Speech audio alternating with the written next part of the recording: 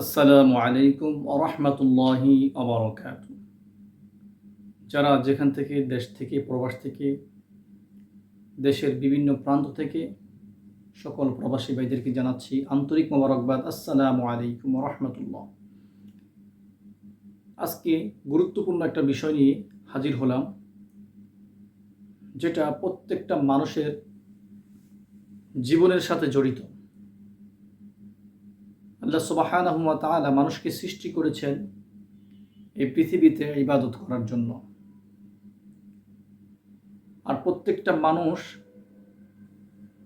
যদি পৃথিবীতে বেঁচে থাকতে হয় তাহলে তাকে একটা কর্ম করতে হবে।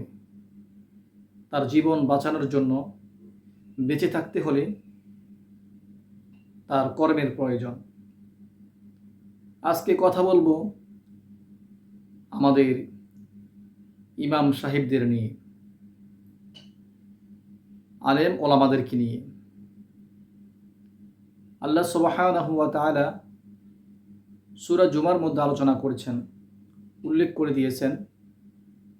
আল্লাহ সুবহানাহু ওয়া তাআলা বলেন, ইয়া আইয়ুহাল্লাযীনা আমানু ইযা নুদিয়া লিস-সালাহ মিন ইয়াউমিল জুমআহ ফাসআউ ইলা যিকরিল্লাহি ওয়া দারুল বাই' যালিকুম খায়রুল লাকুম ইন কুনতুম তা'লামুন ফাইযা কুদিয়াতিস সালাতু ফান্তাশিরু ফিল আরদ। তোমরা নামাজের পরে তোমরা জমিনে ছড়িয়ে ছিটিয়ে পড়ো, আর যখন আজান দেওয়া হয় তোমরা মসজিদে চলে যাও আল্লাহর ইবাদত করার জন্য। আবার যখন নামাজ শেষ হয়ে যাবে তোমরা জমিনের মধ্যে তোমরা কাজে নেমে পড়ো, জীবিকা অর্জন করার জন্য, জীবিকা নির্বাহ করার জন্য তোমরা কাজ করো, ব্যবসা বাণিজ্য করো, কৃষিকাজ করো, গরু ছাগল পালন করো। যার যতটুকু সামর্থ্য রয়েছে তোমরা তোমাদের জীবিকা নির্বাহ করার জন্য তোমরা পরিবারকে, তোমাদের ছেলে মেয়ে সন্তান সন্ততিকে লালন পালন করার জন্য তোমাদের যে কর্মের প্রয়োজন, কাজের প্রয়োজন, তোমরা কাজ করো, জীবিকা নির্বাহ করো। এটা আল্লাহ তাআলার আদেশ, আল্লাহ তাআলার ওয়াদা। আর আমাদের সমাজের ইমাম সাহেবরা, ইমাম ভাইরা, আমরা শুধু খানেকায় বসে থাকি, মসজিদে বসে থাকি, মাদ্রাসায় বসে থাকি না। আল্লাহ সুবহানাহু এটা বলেন নাই। আপনি ইমামতির পাশাপাশি আপনি ব্যবসা করতে পারেন, আপনি মাদ্রাসা খিদমতের পাশাপাশি আপনি ছোটোখাটো ব্যবসা করতে পারেন, বিজনেস করতে পারেন। আল্লাহ সুবহানাহু ওয়া তাআলা শুধু আপনাকে ইমামতির জন্য পাঠান নাই, মাদ্রাসা খিদমত করার জন্য পাঠান নাই। আপনি দেশের কাজ করবেন, সমাজের কাজ করবেন, সমাজ পরিচালনা করবেন, রাষ্ট্র পরিচালনা করবেন, বিচার করবেন। ইমাম অর্থ নেতা। আজ আমাদের সমাজের ইমাম ভাইয়েরা, ইমামরা, আলেমরা অবহেলিত। আমরা নিজেদের কারণে আমরা শুধু ওই যে মসজিদে চাকরি করার জন্য ঢুকছি, শুধু নামাজ পড়া নিয়ে ব্যস্ত, কিন্তু আমাদের যে আরও সামাজিক কাজ রয়েছে, অর্থনৈতিক কাজ রয়েছে, রাষ্ট্রীয় কাজ রয়েছে, সমাজ পরিচালনা করার দায়িত্ব রয়েছে, এগুলোর প্রতি আমাদের কোনো খেয়াল নাই। এর জন্য আজকে আমরা আলেম সমাজরা, ইমাম সাহেবরা মানুষের কাছে, সমাজের কাছে অবহেলিত। তো বলতেছিলাম, সাহাবাই কেরামরা পৃথিবীতে যুগে যুগে আল্লাহ সুবহানাহু ওয়া তাআলা অসংখ্য নবী রাসূল, সাহাবাই কেরাম পৃথিবীতে পাঠিয়েছেন। তারাও কিন্তু ইসলাম প্রচার করছেন। তারা এই দিন প্রচার করার সাথে সাথে তারাও কিন্তু ছোটোখাটো ব্যবসা বাণিজ্য করেছেন। তাদের পরিবার, তাদের ছেলে মেয়ে, সন্তান সন্ততি জীবিকা নির্বাহ করার জন্য, লালন পালন করার জন্য তারাও কিন্তু ছোটোখাটো ব্যবসা করতেন। যেমন হযরত আবু বকর সিদ্দিক রাদিয়াল্লাহু তাআলা আনহু, তিনি কাপড়ের ব্যবসা করতেন। এছাড়া অসংখ্য সাহাবী যারা ব্যবসার মধ্যে জড়িত ছিলেন।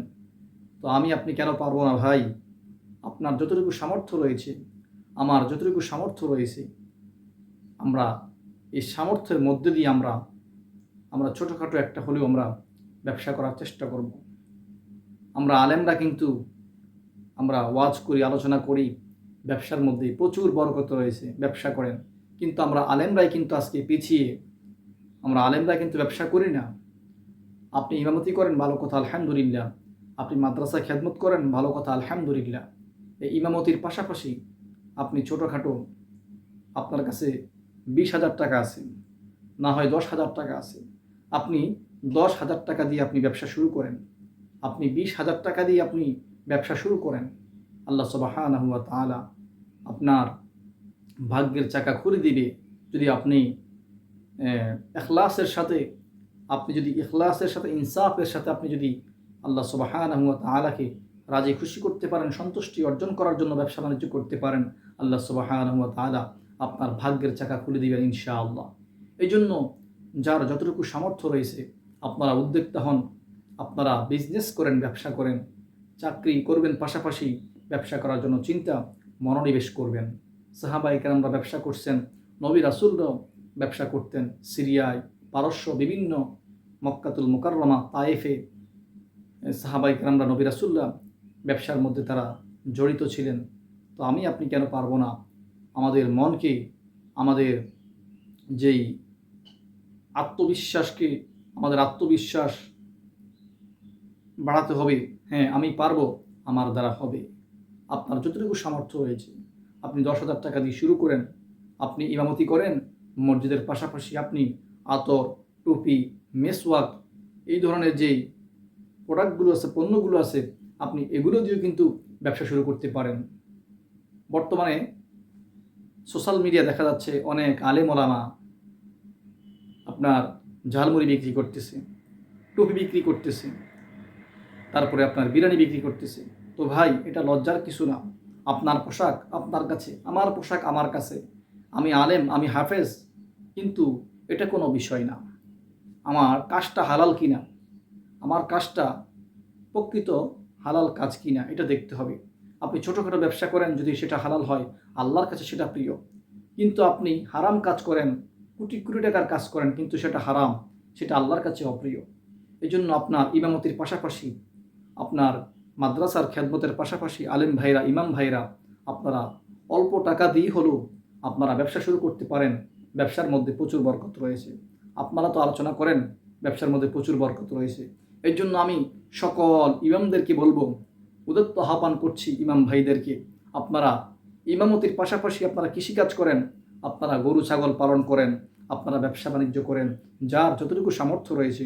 শুধু মসজিদের খানকায়, মসজিদের হুজরার মধ্যে, কামরার মধ্যে পড়ে থাকবেন না। ইমামতি মানে শুধু নামাজ পড়ানো না, অনেক দায়িত্ব রয়েছে।